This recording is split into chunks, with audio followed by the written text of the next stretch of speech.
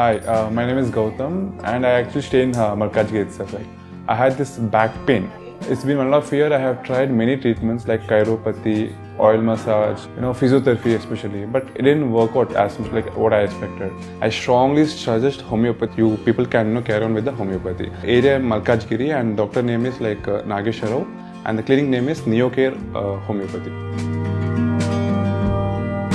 తదుపరి వృశ్చిక రాశి వారికి సంబంధించి 2026వ సంవత్సరంలో ఎలా ఉండబోతుంది అనేటువంటి విషయాన్ని ఇప్పుడు తెలుసుకుందాం. 2026వ సంవత్సరంలో వృశ్చిక రాశి వారికి సంబంధించి కుజగ్రహ సంబంధితమైనటువంటి రాశి కాబట్టి కుజుడి యొక్క గమనాన్ని బట్టి విశేషంగా వీరి యొక్క ప్రవర్తన అనేటువంటిది అధికంగా ఆధారపడి ఉంటుంది. వీరి యొక్క వృశ్చికంలో సంచరించేటువంటి సమయంలో శుక్రగ్రహ సంచారం కానీ గురుగ్రహ సంచారం కానీ జరిగినప్పుడు విశేష లాభాలు చేకూరుతాయి. కానీ శుక్రుడు కానీ గురువు కానీ ఈ యొక్క వృశ్చికంలోకి ప్రవేశించడం అంత సులువుగా జరగదు. ఎందుకంటే సంవత్సరం ఆఖరి వరకు కూడా గురువు ఆ యొక్క మిథున కర్కాటక రాశిలోనే ఉంటున్నాడు. ఆ తర్వాతకి సంవత్సరం ఆఖరికి వచ్చేసరికి గురువు కాస్త కన్యలోకి సింహంలోకి ప్రవేశిస్తూ ఉన్నాడు. అంతేకాకుండా శుక్రుడు కూడా చూసుకుంటే సంవత్సరం అంతా కూడా ఒక్కొక్క గంటకి ఒక్కొక్క ముళ్ళు మీదికి మారినట్టుగా 1.5-2 నెలల పాటు ఒక్కొక్క ఇంట సంచారం చేస్తూ ఈ 12 రాసుల వారికి కూడా ధనుస్సు నుండి ప్రారంభించి కరెక్ట్గా మనం చూసుకుంటే తులారాశి వృశ్చిక రాశిలోకి వచ్చేసరికి డిసెంబర్ ప్రాంతంలోకి వస్తారు.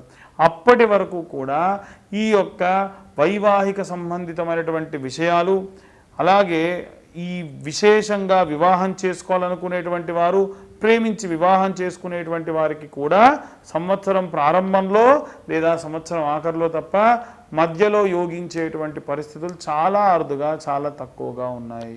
అలాగే విశేషంగా ఈ యొక్క రాశిలో ఉన్నటువంటి వారికి ఆరోగ్యపరమైనటువంటి విషయాల్లో, కిడ్నీ సంబంధించిన విషయాల్లో చాలా జాగ్రత్తగా ఉండండి. ఏదైనా సరే ఈ యొక్క కిడ్నీలో మూత్రపిండాల్లో రాళ్ళు రావడం కానీ యూరిన్ ఇన్ఫెక్షన్స్ రావడం కానీ అధికంగా వచ్చేటువంటి అవకాశం కనిపిస్తుంది.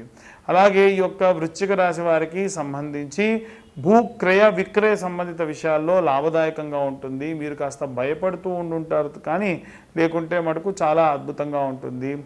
ఓవరాల్గా చూసుకుంటే ఈ యొక్క సూర్యుడు అలాగే గురుగ్రహ సంచారాల్లో భాగంగా మనకు విశేషమైనటువంటి సత్ఫలితాలు కనిపిస్తూ ఉన్నాయి.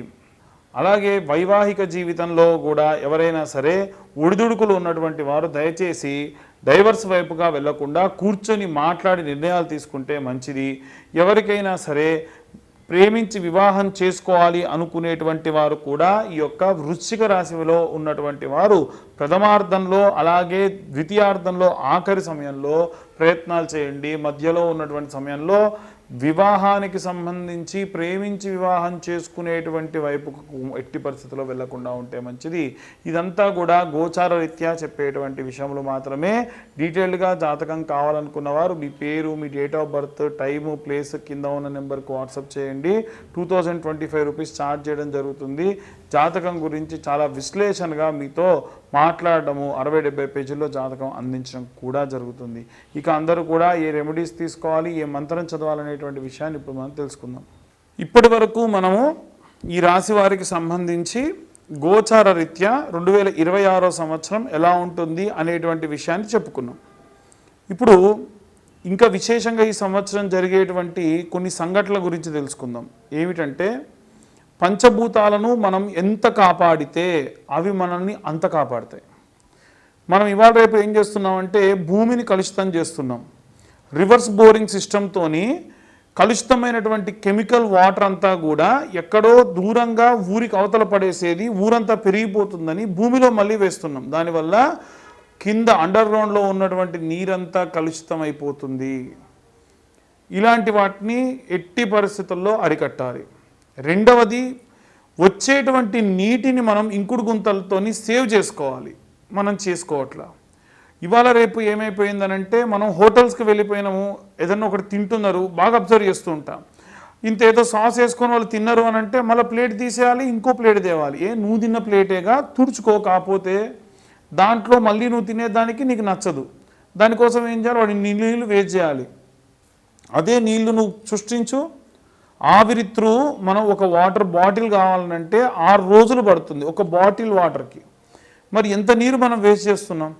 ముందు తరాల వారికి ఏంటి పరిస్థితి? కాబట్టి ఆలోచించాలి. అగ్నితో కూడా చాలామంది విపరీతమైనటువంటి చేష్టలు. బండి మీద పోతూ పోతూ స్టాండ్ కిందికి వేస్తే నిప్పు రవ్వలు వస్తాయంట. దానికోసం వాళ్ళు విపరీతమైనటువంటి డ్రైవింగ్, ఈ పెట్రోల్ పోసి బర్త్డే రోజుల్లో స్నోలు కొట్టుడు, ఫైర్ దాని మీద. ఎటు పోతున్నాం మనం ప్రమాదానికి ఎదురెళ్లాల్సిన అవసరం ఉంది. ఏటికి ఎదురీదినట్టు. అలాగే వాయు కలుషితం కూడా చేస్తున్నాం. బండి బాగాలేదు, బండి బోరుకు వచ్చింది, బండిలో ఇంజన్ ఆయిల్ లేదనుకోండి, అట్లాగే తోలుతాం. పొగరాని వెనకాలడిగా బాధ నాకేంది అని. అది వాతావరణం ఎంత కలుషితం అవుతుంది. సో మనం ప్రకృతిని ఏం చేస్తున్నాం? విపరీతం చేస్తున్నాం. నీటిని కలుషితం చేస్తున్నాం, వాయువుని, ఆకాశాన్ని కలుషితం చేస్తున్నాం వాయు ద్వారా. దీనివల్ల ఏమవుతుందనంటే సింపుల్, భగవంతుడు ప్రతి ఒక్కటి అబ్జర్వ్ చేస్తూ ఉంటాడు. మనం చేసేటువంటి కలుషితమైనటువంటి కార్యక్రమాల వల్లే సంవత్సరం మొత్తం చూడండి ఎన్ని ప్రమాదాలు జరిగినాయో. గాల్లో వెళ్ళేటువంటి ఏరోప్లేన్స్ ప్రమాదం జరిగింది పోయిన సంవత్సరం. జల సంబంధితమైన ప్రమాదాలు జరిగినాయి, విపరీతమైన వర్షాలు వచ్చి. మనం ప్రకృతిని కాపాడితే ప్రకృతి మనల్ని ఎందుకు కాపాడదండి? రోడ్డు ప్రమాదాలు జరిగినాయి, అగ్ని ప్రమాదాలు జరిగినాయి. నీటిలో ప్రయాణం చేస్తూ ఉండగా ఒక బ్యాచ్ కొట్టుకుపోయింది. సో దయచేసి ప్రకృతిని కాపాడదాం. మనం చేసేటువంటి పెద్ద రెమెడీ ఏంటంటే మనం నిత్యం మన చుట్టూ అబ్జర్వ్ చేస్తూ మనం ప్రకృతిలో ఏం వేస్ట్ అవుతున్నాయి, ఏం వేస్ట్ అవ్వట్లేదు, వాటిని మనం కాపాడే దిశగా వెళ్తే భగవంతుడు మనల్ని కాపాడుతాడు. మనం చేసే ప్రతి పని భగవంతుడు రికార్డ్ చేస్తూ ఉంటాడు. మనకి ఏదన్నా ఇవ్వాలి అంటే మన రికార్డ్ ఓపెన్ చేస్తాడు. ఆహా, వీలైనంత వరకు వీడు ధర్మాన్ని పాటించాడ్రా అని. మనకు చేసేటువంటి కార్యక్రమాల్లో 10 ఇవ్వాల్సి ఉంటే 100 ఇస్తాడు, అది మంచి అయినా చెడైనా. కాబట్టి జాగ్రత్తగా ప్లాన్ చేసుకోండి. ఇక ముఖ్యంగా ఈ సంవత్సరం మనం ఏ దేవుళ్ళని పూజించాలి అనంటే, మేధా దక్షిణామూర్తిని విద్యార్థులందరూ కూడా సేవించండి, పూజించండి. విశేషమైనటువంటి విద్యాబుద్ధులు వస్తాయి. అలాగే దక్షిణామూర్తికి నిత్యము స్తోత్రం ఉదయం సాయంత్రం విన్నంత మాత్రం చేత ఉద్యోగం లాని వారికి ఉద్యోగాలు వస్తాయి. ప్రభుత్వ ఉద్యోగాలే రావాలని పట్టు కూర్చోకండి. చాలామంది జాతకాలకు వచ్చినప్పుడు కూర్చుంటే నాకు చాలా బాధేస్తుంది. 35-40 సంవత్సరాల వయసు వచ్చిందండి, గ్రూప్స్ కోసం ప్రిపేర్ అవుతున్న వాళ్ళు. ప్రిపేర్ అవ్వాలి, తప్పులేదు. కానీ నీ కుటుంబానికి నువ్వు వివాహం చేసుకోవాలి అని అంటే అర్హత కోల్పోతున్నారు కదా పాపం. ఇదే కాదు, ఇంకా చాలామంది ఉన్నారు.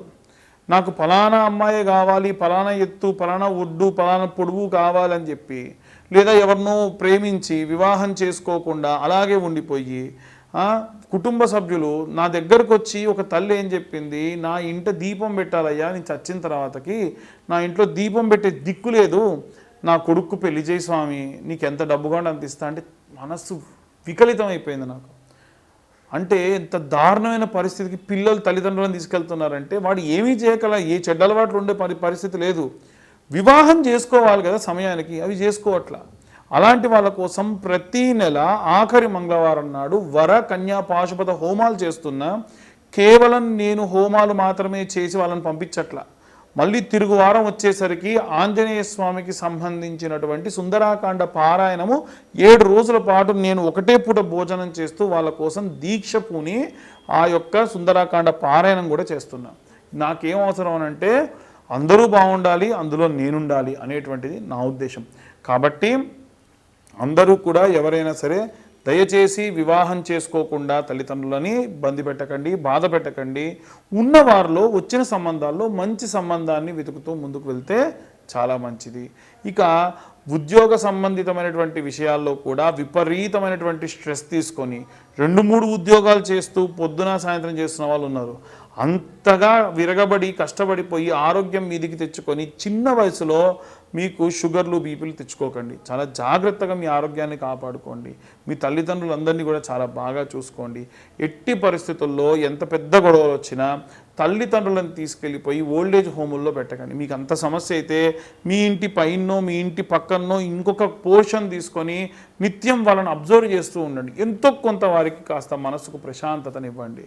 ఇక విశేషంగా జాతక సంబంధిత విషయాల్లో చాలామంది కేవలం మా యొక్క పేరు చెబుతామండి, పేరు ద్వారా చెప్పండి అంటారు. పేరు ద్వారా చెప్పలేను, కానీ మీకు సంబంధించిన ఏదైనా ఒక విషయం ఉంటే, ఆ విషయం గురించి ఇబ్బంది ఉంటే కనుక చెప్తాను. దానికి కేవలం 504 రూపాయలు ఛార్జ్ చేస్తాను.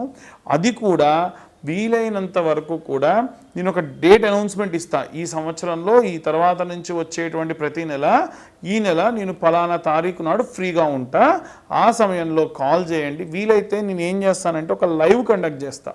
ఆ లైవ్లో మాట్లాడితే మీకు రెమెడీస్ కూడా ఎలా తీసుకోవాలనేటువంటి చెప్తా. ముందుగా ఏమవుతుందనంటే మాకు సంబంధించిన వ్యక్తి మీతో మాట్లాడి నాతో మాట్లాడడానికి గాను టైం స్లాట్, అంటే మీరు లైన్లోనే ఉంటే నాకు కాల్ కనెక్ట్ చేస్తారు. ఈ విధంగా చేసుకోండి. ఎట్టి పరిస్థితుల్లో ఎవరు కూడా తొందరపడి గుడ్డిగా ఎవరిని పడితే వారిని నమ్మి డబ్బుని అలాగే ఎంతో ఐశ్వర్యాన్ని కోల్పోకుండా ఉండండి.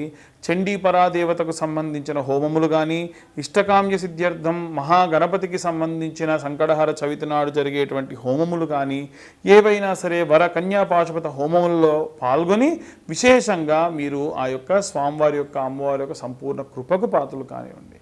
సర్వే జనా సుఖినో భవంతు. స్వస్తి.